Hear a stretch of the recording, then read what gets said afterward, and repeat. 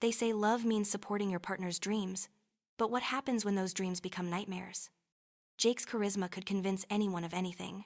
His startup pitch captivated me on our second date, revolutionizing food delivery through AI. By 6 months, I'd quit my stable marketing job to become his unpaid co-founder and girlfriend, surviving on ramen while building his dream. Initially, it felt electric. We worked 18-hour days from our cramped apartment.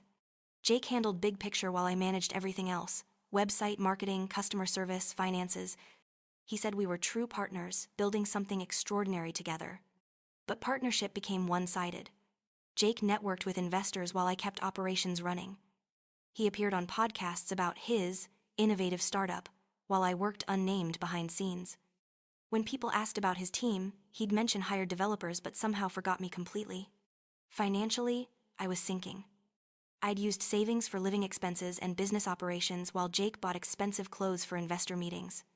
He promised compensation once we secured funding, but rounds of talks kept failing.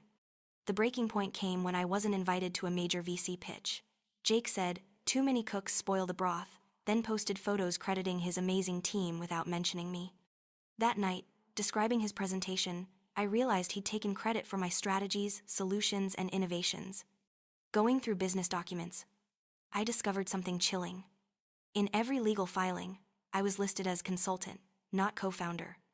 Jake owned 100% of the company I'd spent 3 years building. When confronted, he seemed genuinely surprised by my anger.